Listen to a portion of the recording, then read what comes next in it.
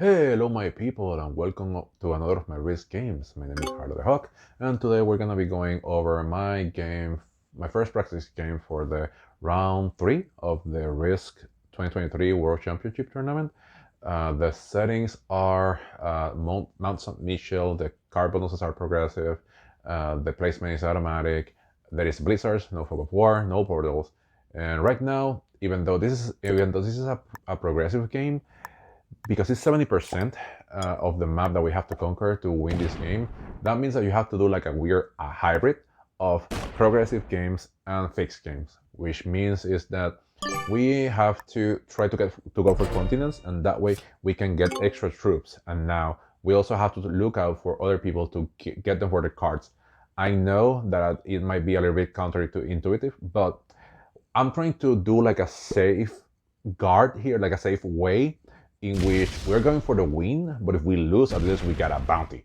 So that's what I'm trying to do. At least we can try to assure as much as we can that we can go for that second, third place, depending on how the game goes. And if we get one or two bounties, then there is a good chance that we can move on to the next round. Again, in 70%, what you try to do is, as the name says, you're trying to go for 70% of the map. So right now are at a disadvantage over people playing on PC, because they can just attack way faster than us mobile folks can do. So what I'm thinking about doing is just like a safeguard, like a plan B. I can try to win by 70%, but that means that you have to do a little hybrid between fixed and progressive. So the fixed part of this game is that you need continence and you need to be a good neighbor.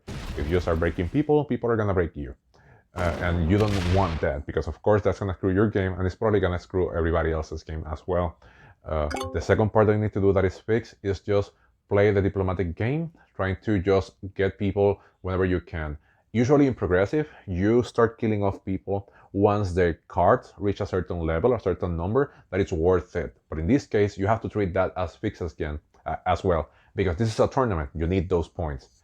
So what we're gonna be doing is we're already lagging behind, because we see that the other players already have their bonuses. Well, most of them.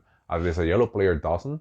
But now we see that the green player, the red player, the purple player, and I think white as well, they already have their bonuses, which means that we are gonna be lagging behind. We are a turn behind in troops. And the thing is that, as with fix, you have to try to move fast and get a second bonus.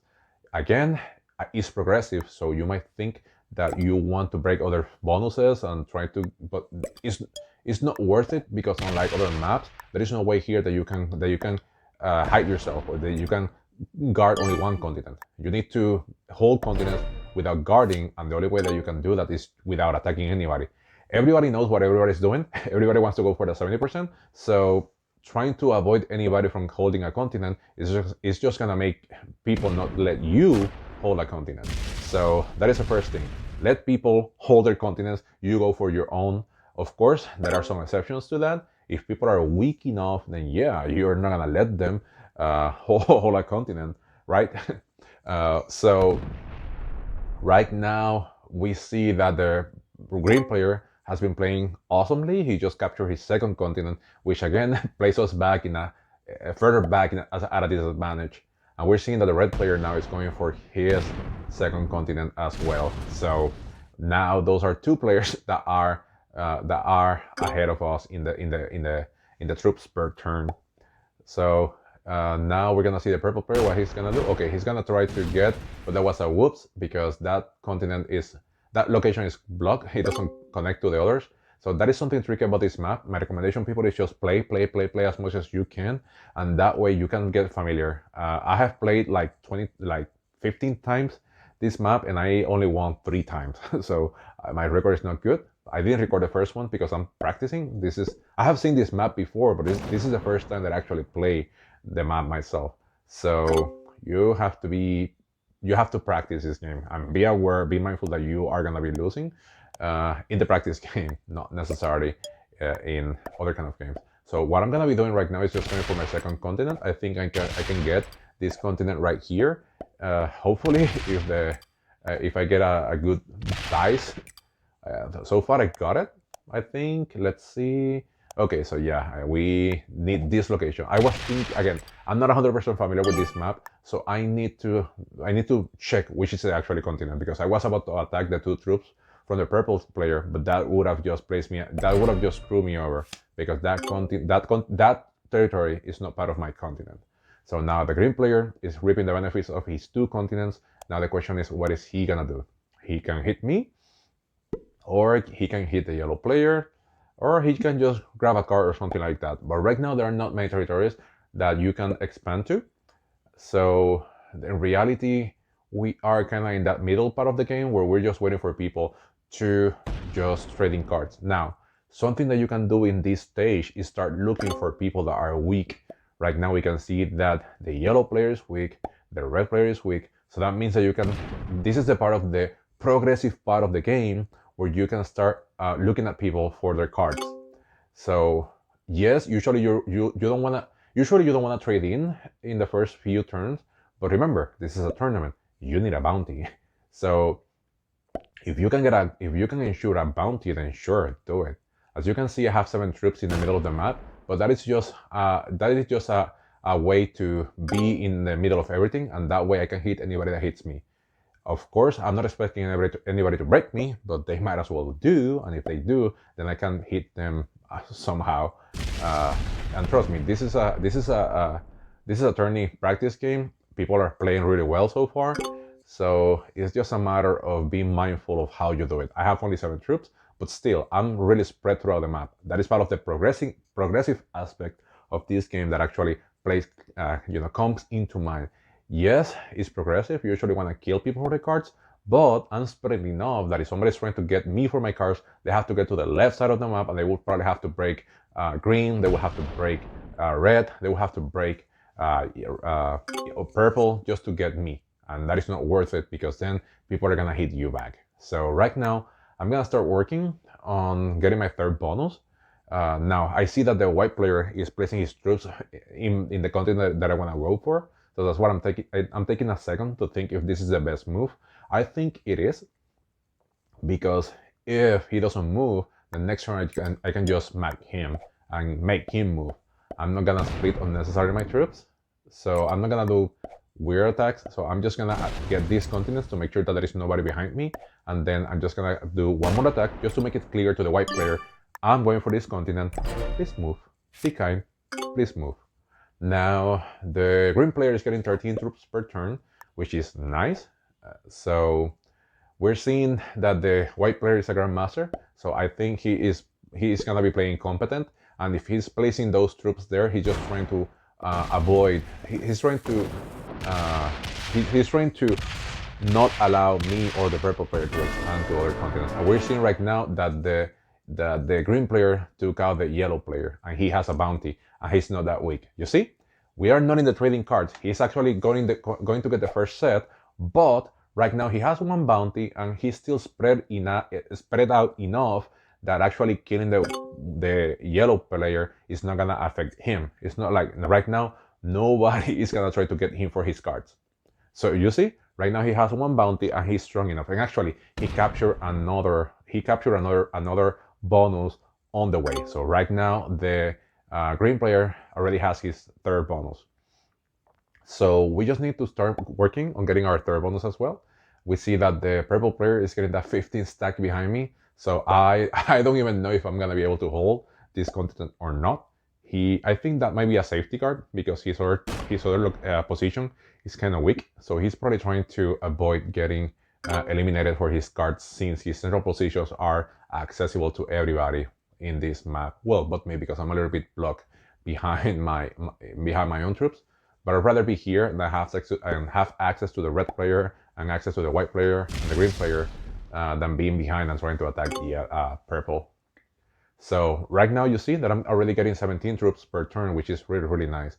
So, and this is part of the progressive part of the game.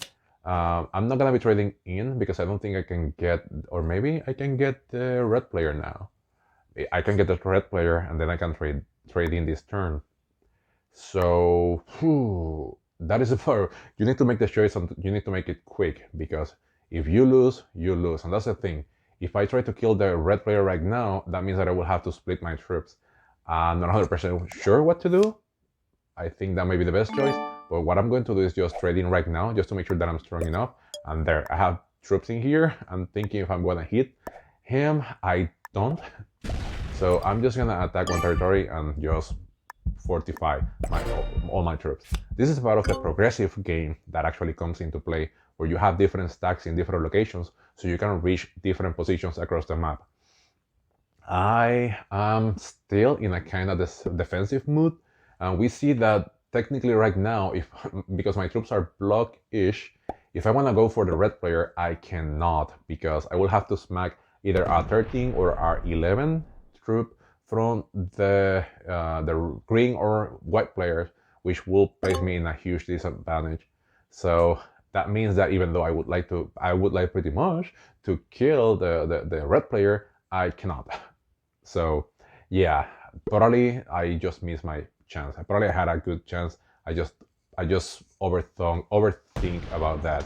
But again, if I try to go for the red player and I lose, then I am gonna be in a disadvantage. Now, this is the moment of the turn where we check the map. If it's not the red player, then who can it be? And you know what? White is looking tasty. So I think we might go for white now. I think he did a good job in blocking the kill on the red player, but now he is it. Now he is the prey. And I think I might go for him next turn, and that way I can assure that I can get a trading. I have 17 troops per turn, so yeah, I think I can do that. Hopefully this is enough. And now we're just gonna go for the white player. There, we just got him there, we got him here, and yes, I know it's not 100% roll, but people, we have to do what we have to do. So now I'm just gonna go for the killing of to get the white player. Perfect. It was a decent enough blitz. I am rushing again. I'm playing by phone, so it's really hard. And this is not 100%, but YOLO. Yes, we got the white player. And now, even though we spent all of our troops in that bounty, now we can trade in, and we are, even though we're weak, because yes, we are weak. We are also strong enough that nobody's gonna be able to get us for our cards right now. Even though we have 5 cards, let's say that the green player would like to go for us, they will have to go through all the map and get us, and they will have to cross through the red player, and that probably means that the red player is gonna go after him. Now he has 44 troops, which is a lot, but again, he will have to go for the rest of the map. And he's trying to go for purple, but he didn't see that purple had that 25 stack hidden over there.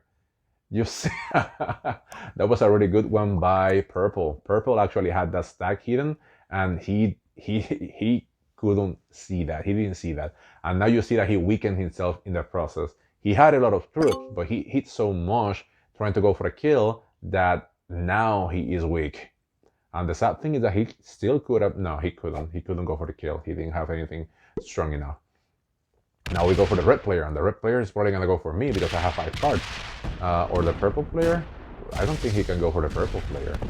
But you see, right now I'm so spread throughout the map, and this map has so many territories that are small, that even though I have 5 cards, in any other game, right now I will be it. I will be the prey, but there are so many territories here that even if they try to go for me, they're just feeding my kill to somebody else. Right now, even the purple player, he can try to go for my kill, but he cannot. If he tries to go for my kill, there is a good chance that he's gonna just feed my kill to somebody else. So that's the question. Do you want to spend a lot of troops trying to get my kill just so somebody else reap the benefits of that? So there is people that think that it is. There is people that doesn't think so. But now, what the red player should have done is break everybody's bonuses. Sorry, the purple player should have done is break everybody's bonuses. Just make sure that you're hitting everybody as hard as you can. That way they don't get an advantage over you. So you see right now, I have enough troops. So right now I can try to go for the red player maybe. Well, no, the red player is still blocked for me. So maybe we can go for the 70%. And I left that territory of the red player there that was on purpose. If somebody wants to kill the red player, they will have to go through through a lot of territories just to do that.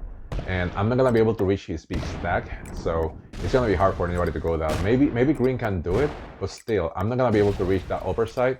So yeah, so I am close enough, and I don't have time. I was close enough to win this game. See, people, if I would have finished the game right now, I would have finished with 12 points plus one bounty. That would have been 15 points, sorry. And that would have been it. That would have been the game. So uh, the green player did that run. He should have gone for the red player, and then he should have been able to trade in a set. That was a mistake on his behalf. He should have just placed that. Yeah, he should have just placed those extra troops in the 13 stack that was there already, and then he should have hit the red player everywhere that the red player was. Now, it's my turn. I have to wait for whatever the purple player decides to do.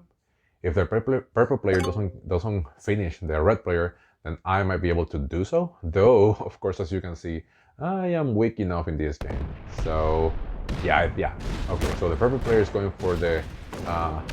He's breaking me, which he should have broken green as well. But right now you see that he attacked many territories and he is losing a lot of troops. So that means that he's not gonna be able to make it to get the red player. Even though he had a lot of troops, he couldn't make it. So that is the benefit of being so spread out that it's gonna be hard to get anybody. So right now he's trying to guard the kill, but there is no way. I just have too many troops. So right now I'm just gonna place enough troops here, because that way I can just grab that territory from the green player in the top side of the map. And now I'm just gonna try to go for it again.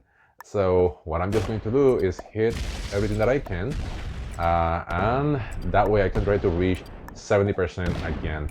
Now I don't want to hit that last territory of the purple player, because then that means that I am just going to be super weak. Now I made one mistake in here, and is that I thought that I had a trade in if I hit the red player, and I didn't. So that means that I get his bounty, but I forgot that this is 70%. I could have freaking win this game if I didn't kill the red player. But now I have the bounty, so hey, that is something, I guess. Whoops.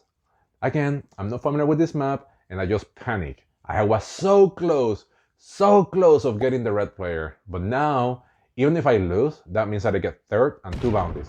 So do you see what I mean, people? This is what I meant. Instead of going for the 70% from the get-go, I try to go for the kill of different players, and that way I can assure that I can either stop time and win the game, or I can just get a bounty. And even if I lose, I still get enough points that I can try to move on for the next round. Now he weakened the red players, the purple player so much that if the purple player doesn't have a trade, he should. But if he doesn't, then yeah, I have extra troops. That means that I'm gonna finish first with 3 bounties. But that was close enough, but he has a lot of troops trapped in the middle of the map that he didn't use. And that was a problem from the green player. He should have used the troops. He had like a 6 stack in the middle of the map that he should have used. So the purple player doesn't have a trade in. So that means that I am going to trade. I cannot trade. Yeah, I'm gonna trade in. I'm gonna hit the purple player, and then I'm just gonna do everything else. Now, this is another thing that you can use. That is that we know that I have enough troops. What I don't have is enough time, because I'm playing by mobile. So what I'm going to do is that I'm gonna attack as much territory as I can, and that way I can get enough. I can buy myself enough time that I can go as close to the 70%. Now I know that I'm not getting that because I'm playing by phone. As you can see, I'm really slow in comparison to PC players. But whenever my time is about to be up, I just finish off the purple player. I get that bounty, and I get more time to finish my 70%. And that's what I'm doing right now. I'm playing my phone, and I'm struggling with my daughter. I didn't want to leave it too close because that would have been comfortable. And right now, I'm just gonna finish this off. I'm just gonna. I have like 30 more seconds, and I can calmly finish this game off in 70%. And that's it, people. I will upload another video where I can explain this probably better and more calmly. But I think that will be it. In 70%, You just do a weird mixture between fixed and progressive and try to win whenever it's worth it. Anyway, thank you so much. Hope you liked the video. Please subscribe, like the channel, and let me know what do you think about the strategy, and let me know how it went for you in the tournament so far. Thank you, and keep battering.